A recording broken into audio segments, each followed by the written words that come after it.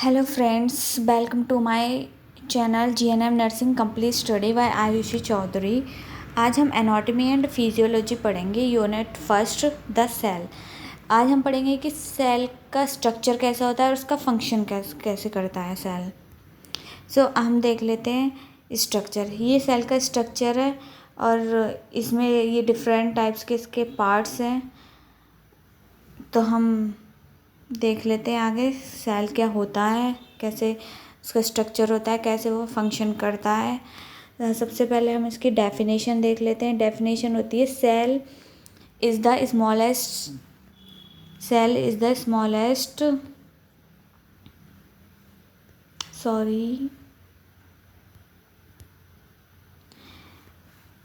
Cell is the smallest structural and functional unit of a living organisms. Cell जो है कि सबसे छोटा स्ट्रक्चरल और फंक्शनल यूनिट है एक लिविंग ऑर्गेनिम्स का, कि स्ट्रक्चरल भी और एक फंक्शनल भी यूनिट है। Cell can be of different shape sizes in the body. Cell different shape का होता है, अलग अलग साइजेस का होता है बॉडी में, और एट डिफरेंट प्लेस, और अलग अलग प्लेसेस पर भी होता है। दे हैव नो रेगुलर और डेफिनेट शेप। इसकी कोई रेगुलर और डेफिनेट शेप नहीं होती है। Most cell in a human being have different diameters of 10 to 20 UM। कुछ सेल जो होते हैं ह्यूमन बींग्स में, वो अलग अलग डिफरेंट डायमीटर्स के होते हैं, जैसे 10 से 20 UM तक। अब इसके फंक्शन देख लेते हैं, function of the cell. First है रेस्पायरेशन, ये रेस्पायरेशन में हेल्प करता है सेल। सेकंड है मेटाबॉलिज्म करता है चीज़ों का। एक्सक्रीशन, वेस्ट प्रोडक्ट को बाहर निकालता है। बॉडी पार्ट्स को रिपेयर करता है, जैसे कोई सेल जो डैमेज हो जाते हैं उनको रिपेयर भी करता है। A cell is made up of following 3 principal parts. Cell के 3 प्रिंसिपल पार्ट्स हैं। प्लाज्मा मेम्ब्रेन, जिसको सेल मेम्ब्रेन भी कहते हैं, साइटोप्लाज्म और इट्स ऑर्गेनेल्स है, और न्यूक्लियस है। सबसे पहले हम देख लेते हैं plasma membrane. Plasma membrane is the outer most covering of the cell. Plasma membrane cell की बाहर वाली जो लेयर होती है, आउटर कवरिंग मेम्ब्रेन है एक। It is a semi permeable. ये एक सेमी परमिएबल का मतलब होता है partially but not freely. Flexible होता है, पोरस मेम्ब्रेन होती है, made of double layer of phospholipid. और जो ये बना हुआ होता है वो डबल लेयर से, फॉस्फोलिपिड से, विद एम्बेडेड प्रोटीन मॉलिक्यूल्स। और इसमें जो इंसर्ट होते हैं वो प्रोटीन मॉलिक्यूल्स इसके अंदर इंसर्ट होते हैं प्लाज्मा में, जो सेल की बाहर की आउटर लेयर होती है। अब हम इसके फंक्शन देख लेते हैं प्लाज्मा मेम्ब्रेन के। It gives regular shape to the cell. ये सेल को एक रेगुलर शेप देता है। It help to organise inside the cells. ये सेल के अंदर जो बाहर की ऑर्गेनेल्स को सेल के अंदर अच्छे से रखता है। It act as selective permeable है, मेम्ब्रेन है। Only a few substance can move across. और कुछ सब्सटेंस होते हैं जो सेल से बाहर निकल सकते हैं और बाहर आने, उसमें भी ये एक्ट करता है, हेल्प करता है। It's absorb nutrients from food particle. और जो फूड पार्टिकल है उससे एब्जॉर्ब कर लेता है न्यूट्रिएंट्स, उसमें भी ये हेल्प करता है। सेकंड है हमारा न्यूक्लियस। न्यूक्लियस इस टाइप का होता है, ये इसका डायग्राम है। इसमें न्यूक्लियोलस, क्रोमैटिन, न्यूक्लियर मेम्ब्रेन होती है, ये वाली जो होती है ये इसकी, और ये न्यूक्लियस पोरस होते हैं, ये छोटे छोटे इसमें स्पोर जो हो रखे हैं, इसका डायग्राम। अब हम न्यूक्लियस की थ्योरी देख लेते हैं। Nucleus is discovered by the Robert Brown in 1831। Nucleus को रॉबर्ट ब्राउन ने डिस्कवर्ड करा था इन 1831 में। The nucleus is found mainly in the middle of the cell. Nucleus जो है वो सेल के मिडल में पाया जाता है। Nucleus is the biggest organelle of the cell. Nucleus biggest organelle है सेल की। In human body nucleus is found in all the cell. Human body में nucleus nucleus is found all the cells, nucleus जो है वो सारे cells में पाया जाता है एक्सेप्ट रेड ब्लड सेल और प्लेटलेट्स को छोड़कर, रेड ब्लड आरबीसीज को छोड़कर, प्लेटलेट्स को छोड़कर सारे सेल्स में न्यूक्लियस पाया जाता है। Nucleus is externally covered by a double layer porous membrane called nucleolemma, nucleus जो है बाहर के जो उसका कवर्ड होता है वो डबल लेयर पोरस मेम्ब्रेन से कवर होता है जिसको न्यूक्लियोलीमा कहते हैं। ये 3 इंपॉर्टेंट पार्ट से बना हुआ होता है, न्यूक्लियोलीमा, न्यूक्लियोप्लाज्म और न्यूक्लियस। अब हम इनको देख लेते हैं। न्यूक्लियोलीमा सेपरेट न्यूक्लियस फ्रॉम साइटोप्लाज्म, न्यूक्लियोलीमा जो है सेपरेट करता है न्यूक्लियस को साइटोप्लाज्म में से।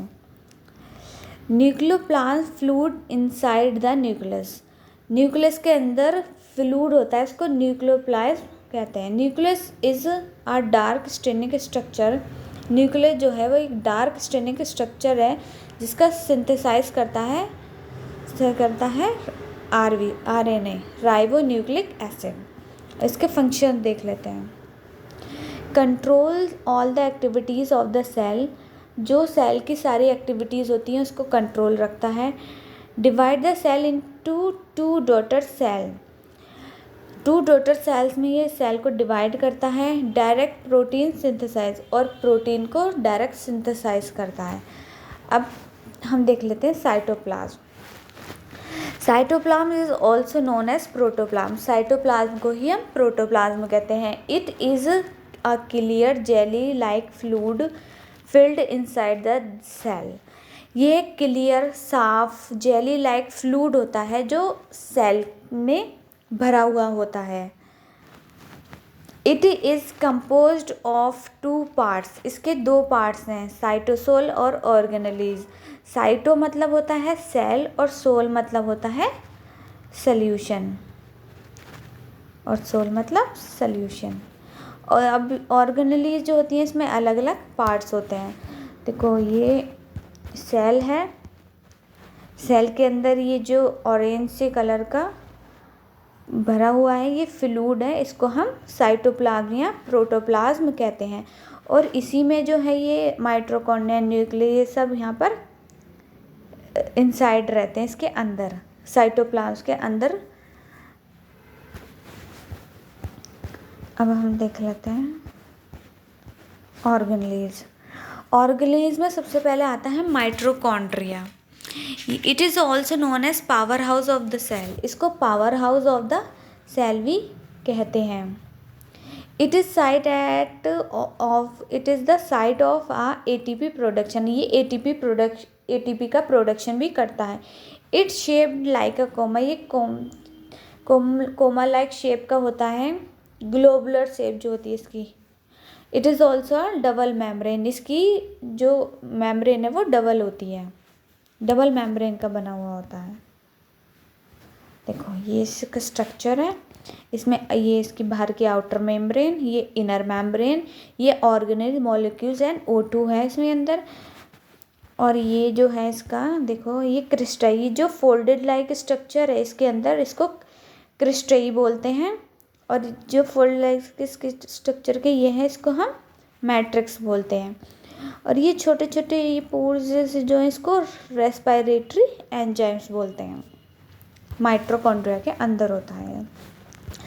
इसका फंक्शन ये है कि ATP का प्रोडक्शन करता है और it converts food energy into chemical energy by aerobic respiration, ये फूड एनर्जी को केमिकल एनर्जी में कन्वर्ट करता है बाय एरोबिक रेस्पिरेशन की हेल्प से। अब हम सेकंड देख लेते हैं लाइसोसोम। लाइसोसोम जो है डबल मेम्ब्रेन का, ये भी डबल मेम्ब्रेन का बना हुआ होता है, राउंडेड होता है, स्मॉलेस्ट स्ट्रक्चर होता है, फाउंड इन साइटोप्लाज्म, यही साइटोप्लाज्म के अंदर होता है, फाउंड मिलता है। It is also known as suicidal bag, इसको हम सुसाइडल बैग भी बोलते हैं।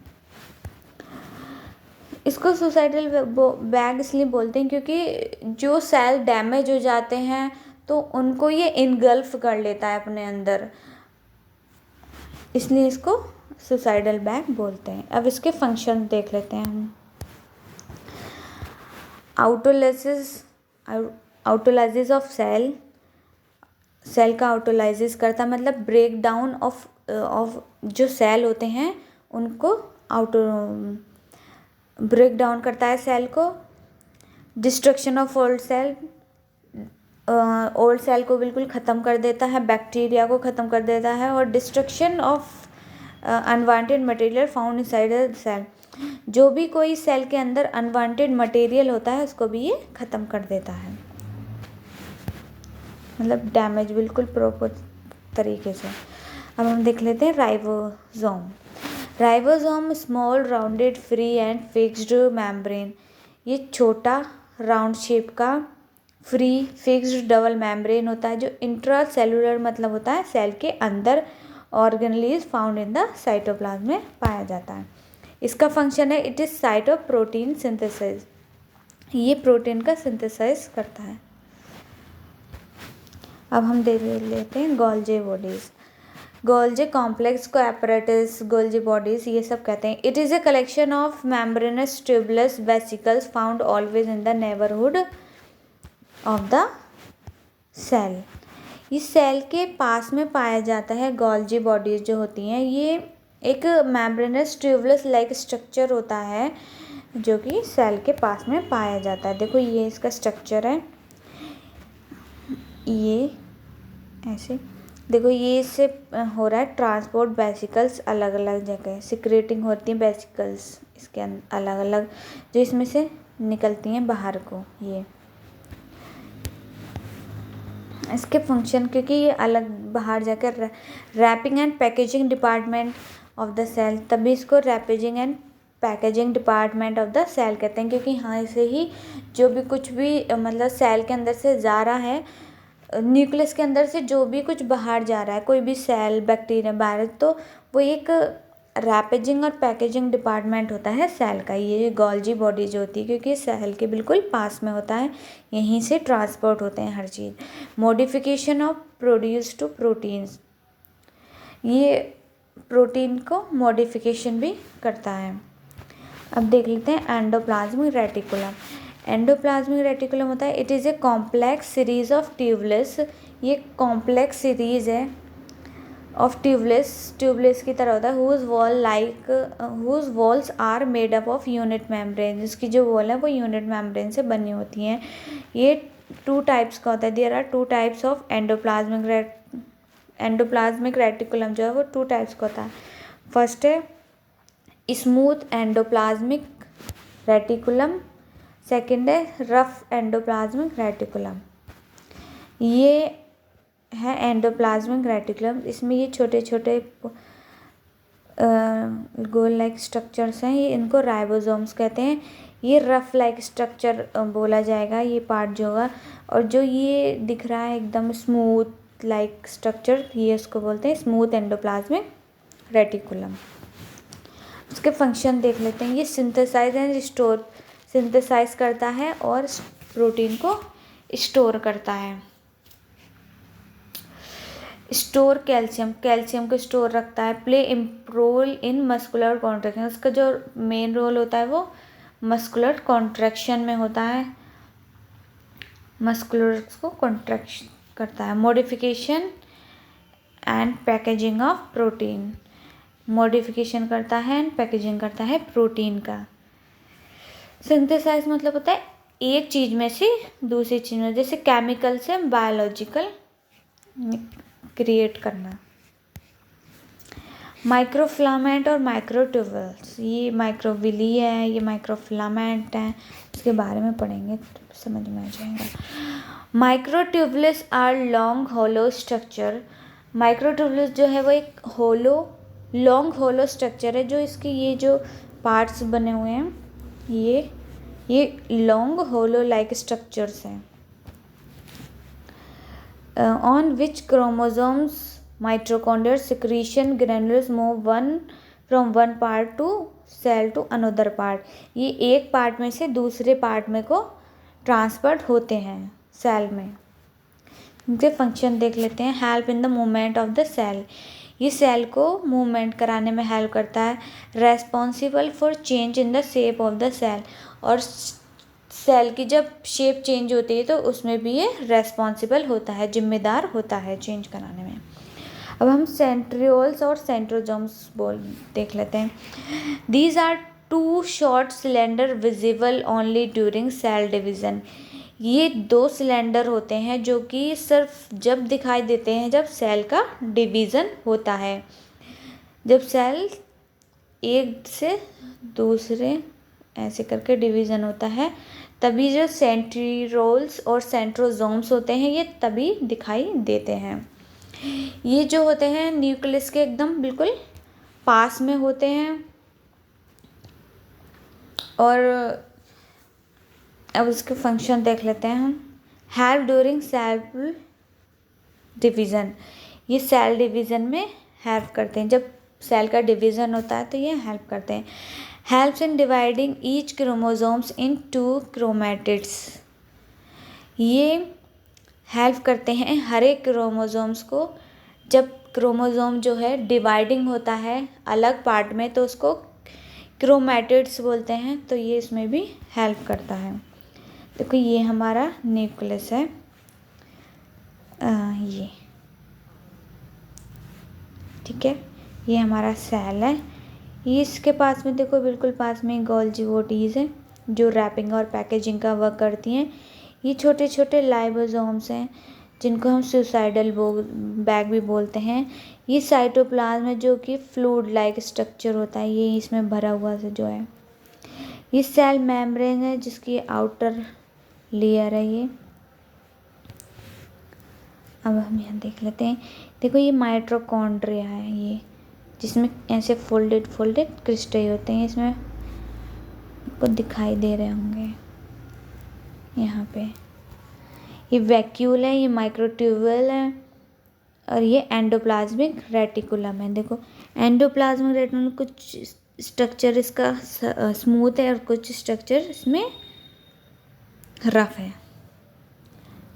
सो आपको ये पार्ट जो है समझ में आया होगा। So subscribe my channel and thank you so much मेरी वीडियोस देखने के लिए। सो नेक्स्ट पार्ट में टिश्यूज़ का लाऊंगी एंड फंडामेंटल का भी मैं पार्ट बना रही हूँ। तो please subscribe my channel and comment कि वीडियो आपको अच्छी लगी हो तो thank you so much. Like and subscribe my channel.